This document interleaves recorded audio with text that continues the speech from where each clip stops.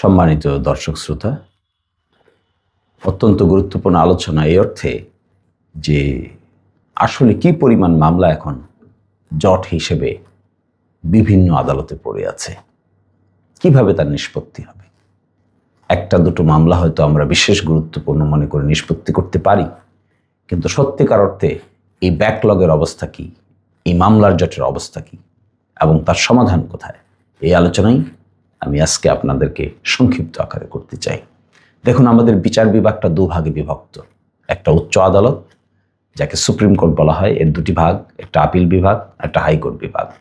আরেকটি আছে নিম্ন আদালত। নিম্ন আদালতের মধ্যে দুটো ভাগ আছে, একটি সেশনস কোর্ট আর একটি ম্যাজিস্ট্রেট কোর্ট। তো তার মামলার জট সম্পর্কে কি আপনাদের ধারণা আছে? আমাদের উচ্চ আদালত অর্থাৎ হাইকোর্ট এবং আপিল বিভাগ, হাইকোর্ট বিভাগ এবং আপিল বিভাগ, আপিল বিভাগে এখন বর্তমানে বিচারক সংখ্যা আছে 5 জন, আর মামলা সংখ্যা আছে 37,200। বলেন তো, 5 জন বিচারক, 37,200 মামলা, 24 ঘন্টা 7 দিন যদি কাজ করে কি করতে পারবে? কয়টা শুনানি করা সম্ভব? কয়টা নিষ্পত্তি করা সম্ভব? এবং একজন বিচারকের ঘাড়ে প্রায় 7,440টি মামলা পড়ে। একইভাবে আমাদের হাইকোর্ট বিভাগে এখন বিচারক সংখ্যা 101 জন, আর মামলার সংখ্যা 6,16,453, এবং একজন বিচারকের ঘাড়ে 6,104টি মামলা পড়ে। সিমিলারলি আমাদের লোয়ার কোর্টস 39,98,805টি, আর বিচারকের সংখ্যা আছে মাত্র 2,200। 2,200-র মধ্যেও 200-র মতো আছে বিভিন্নভাবে প্রেশনে বিভিন্ন জায়গায় কাজ করে। বলেন তো দেখি, এই মামলার জট পাহাড় কি করে নিষ্পত্তি করবেন?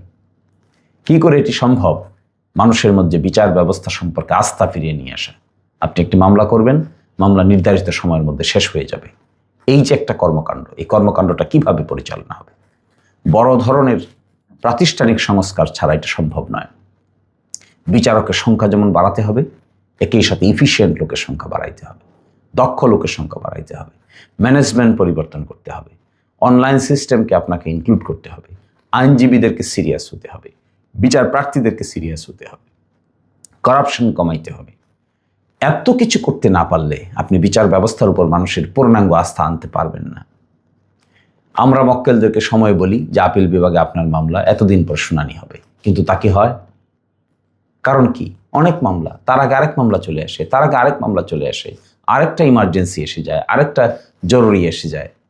কিন্তু যে তারিখটা দেওয়া হয়, যে ডেটটা দেওয়া হয়, সেই ডেটে যদি শুনানি না হয়, মামলাটা নিষ্পত্তি না হয়, তাহলে নিশ্চিতভাবে বিচার প্রার্থীর মাঝে এক ধরনের হতাশার জন্ম হয়।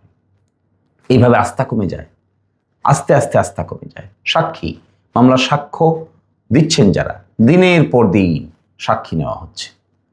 অথচ বিদেশের মাটিতে আমরা দেখি কি করা হয়, একটা মামলার চার্জ ফ্রেম হয়, তারপরে সাক্ষ্য প্রমাণ এভিডেন্স উপস্থাপনের জন্য দিন ঠিক হয়, 3 দিন 4 দিন 5 দিন 6 দিন 7 দিন ঠিক হয়, সকাল থেকে সন্ধ্যা পর্যন্ত শুধু সেই মামলা পরিচালনা করা হয়, একটানা মামলা শেষ, তারপরে আরেকটা মামলা যাওয়া হয়। এত অল্প সংখ্যক বিচারক নিয়ে এই প্রায় 18 কোটি মানুষের দেশে কি করে বিচার ব্যবস্থা সঠিকভাবে ফাংশন করবে? আমলাতান্ত্রিক জটিলতা আছে, সিস্টেমেটিক প্রবলেম আছে, আমাদের শিক্ষার অভাব আছে, আইনজীবীদের সিনসিয়ারিটির অভাব আছে, বিচারকের সংখ্যা একেবারে নগণ্য, মামলার সংখ্যা পাহাড় পাহাড় এবং পাহাড়। সর্বসাকুল্যে 46,52,258টি মামলা আছে। বিচারক সংখ্যা তো বললাম, নিম্ন আদালতে 2,200 জন। কি করবে 2,200 জন বিচারক? যদি এক সপ্তাহে একেবারে শুক্রবার থেকে বৃহস্পতিবার পর্যন্ত 24 ঘন্টাও কেউ কাজ করে, তারপরে ওটা নিষ্পত্তি করা সম্ভব না। আবার দক্ষতার বিষয় আছে, কাদেরকে বিচারক দিচ্ছি আমরা, সেটাও বড় প্রশ্ন।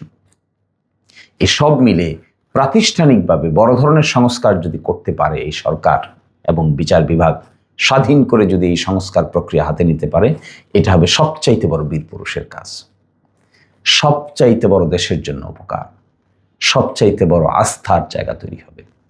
1টা 2টা 3টে 4টা 5টা মামলা আমি আপনি আমরা চেষ্টা করলে ফাস্ট ট্র্যাকিং করে দিতে পারি, কিন্তু তা দিয়ে কি আর কোনোদিন কোনোভাবে সম্ভব বিচারের উপর আস্থা নিয়ে আসা? দেখেন তো সিভিল মামলাগুলো কত বছর ধরে পড়ে আছে। একটা সিভিল মামলা ডিস্ট্রিক্ট কোর্ট থেকে একেবারে সিনিয়র অ্যাসিস্ট্যান্ট জাজের কোর্ট থেকে শুরু করে সুপ্রিম কোর্ট পর্যন্ত নিষ্পত্তি করতে 18, 20 বছর, 22 বছর চলে যায়। তো 20 বছর 22 বছর পর ওটার কোনো প্রাসঙ্গিকতা থাকে না, তো চেঞ্জ হয়ে যায়, নেচার ক্যারেক্টার চেঞ্জ হয়ে যায়, এটা কোনো গুরুত্বই থাকে না। এই যে ফাস্ট ট্র্যাকিং সিস্টেমে নির্ধারিত সময়ের মধ্যে একটি মামলা নিষ্পত্তি করতে না পারার কারণে মামলার কার্যকারিতা নষ্ট হয়ে যায়, সাবজেক্ট ম্যাটার নষ্ট হয়ে যায়, আগ্রহ কমে যায়, বিচারের প্রতি মানুষের অনীহা তৈরি হয়। এখন প্রশ্ন হলো, এটা কি আজকে জন্ম হয়েছে? না, এই বিচারের প্রতি এই ধরনের ব্যাকলগ বছরের পর বছর চলছে, যুগের পর যুগ চলছে। এখান থেকে বের হতে গেলে কোন বীর পুরুষ নেতৃত্বের দরকার, বড় ধরনের পদক্ষেপ নেওয়া দরকার। ছোটখাটো পদক্ষেপে কিছু কাজ হবে না। 101 জন হাইকোর্টের বিচারক 300 হলে অসুবিধা কি? 400 হলে অসুবিধা কি? নিম্ন আদালতের বিচারক মাত্র 2200 জন, এখানে বিচারক 500 হলে অসুবিধা কি? 1000 বিচারক হলে অসুবিধা কি? এবং সেই ব্যবস্থা আমরা করতে পারছি না কেন? ব্রেক থ্রোয়িং ব্যবস্থা করতে পারছি না কেন? তারপরে সিস্টেম চেঞ্জ করতে পারছি না কেন? কেন আমরা অনলাইন সিস্টেম চালু করতে পারছি না? কেন আমরা এখানে ট্রান্সপারেন্ট মেকানিজম চালু করতে পারছি না? কেন আমরা এটা নির্ধারিত সময়ের ভিতরে ডেলিভারি না হলে আচরণবিধি লঙ্ঘনের অভিযোগ আনতে পারছি না? যার যতটুকু নিষ্পত্তি করার কথা তিনি ততটুকু নিষ্পত্তি না করলে নিশ্চিতভাবে আচরণবিধি লঙ্ঘন হবে। কিন্তু কোনো লজিস্টিক সাপোর্টই না দিয়ে নিষ্পত্তি করে ফেলার যদি কথা বলি, তাহলে তো সেটাও সঠিক হবে না। দেখেন তো নিম্ন আদালতে লজিস্টিক নাই, কম্পিউটার টাইপিস্ট নাই, স্টেনোগ্রাফার নাই, নিজে নিজে সব করতে হচ্ছে, সময় মতো সাক্ষী আসে না, সাক্ষী হাজিরা হয় না। তাহলে প্রসিকিউশন অফিসের দায়িত্ব আছে, সেখানে আইনজীবীদের দায়িত্ব আছে। সকলের সম্মিলিত প্রচেষ্টায় বড় ধরনের উদ্যোগ যদি গ্রহণ করা হয়, বিচার ব্যবস্থার প্রতি আস্থা ফিরিয়ে আনতে হবে। মানুষের চাপে, অধিকতর চাপে 1-2টা মামলাকে ফাস্ট ট্র্যাক করা যাবে, কিন্তু তা দিয়ে কি বিচারের প্রতি আস্থা জন্ম নিবে? মোটেও না।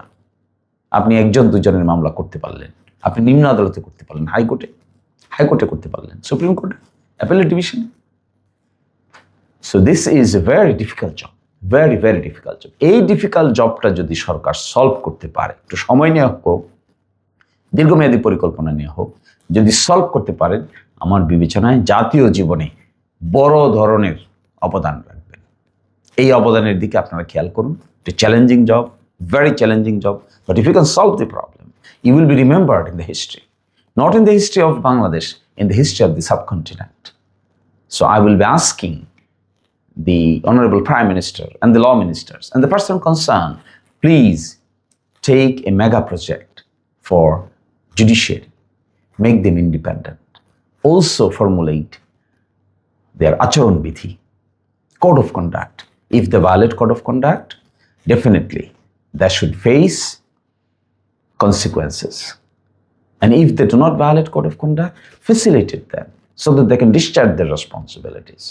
If they do anything dishonest, try them. Dishonest, make them make them in a situation or find a situation where they must be answerable. Nobody should be beyond answer, beyond law. And considering these aspects, time has come, এই আস্থা ফিরিয়ে আনতে হবে।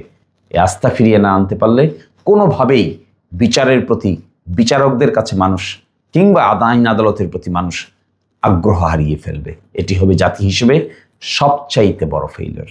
ভালো থাকবেন, সুস্থ থাকবেন। আল্লাহ হাফেজ।